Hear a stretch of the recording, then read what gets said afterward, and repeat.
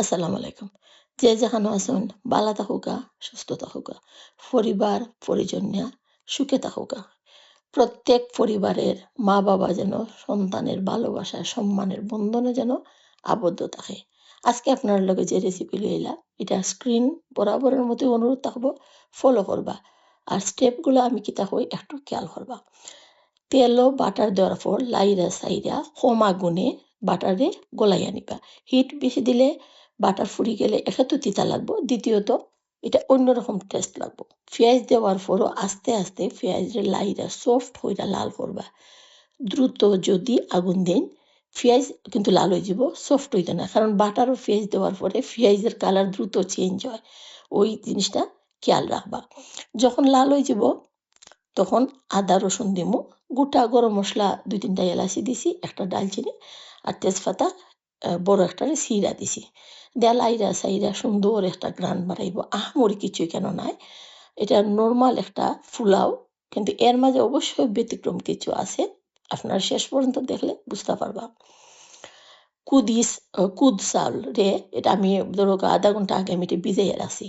তারপরে এটা আমি পানি জড়াইয়া তেলও অর্থাৎ ফ্রিজের মাঝে ডাইল্লা দিয়া কাঁচামরিচ দেখো সুন্দর কইরা কয়েকটা দিছি, যার তার জাল অনুপাতে এটা অ্যাডজাস্ট কইরা নিবা।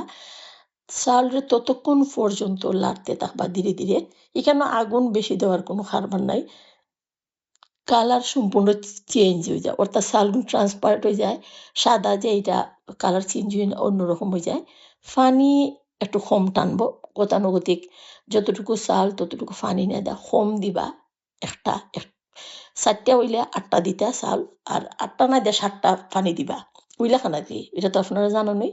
লবণ প্রথম দিকে দিছি পেঁয়াজ অনুপাতে, এখন দিছি চাউল অনুপাতে। টেস্ট করার পরে যখন দেখবেন বলক উঠি গেছে, পানি টানা টানা ভাব আইছে, তখন ঠিক এরকম হেভি হেভি কইরা লেবুরে স্লাইস করে উপরে রাখি দিবা। দিয়া ততক্ষণ পর্যন্ত এটা দমে ফালাইয়া রাখবা, ফুটা পর্যন্ত অবভিয়াসলি। তারপরে মিডিল অবস্থায় আবার দিবা বেরেস্তা। খেনে পেঁয়াজ দিলাম শেষের দিকে, কারণ অতিরিক্ত আগে প্রথম দিকে পানি দিলে এটার তাকে টক ভাব বেশি বাড়াইব, অথবা যে কুসা তাকি তিতা তিতা ভাব বাড়াইব। ঠিকই পর্যায়ে দিলে তিতাও বাড়াইতে না, টক হইতো না, কিন্তু ঘ্রাণটা অতুলনীয় লাগে। এখন দিলাইলাম ধনিয়া পাতা। ধনিয়া পাতা দিয়ে আরো কিছু সময় পরে সম্পূর্ণ জোড়া যখন ফুলা হইব, ঘ্রাণে মৌ মৌ করব, তখন লামাই লিবা। লাইরা সাইরা যখনই যারে যেটা দিয়ে পরিবেশন করুন, তারে ঘি দেয়া পরিবেশন করবা। সে কিতা দিয়ে খাইবা ডিপেন্ড করে আপনার রুচির উপরে। আলহামদুলিল্লাহ, খাইয়া দেখবা, একবার ট্রাই করবা।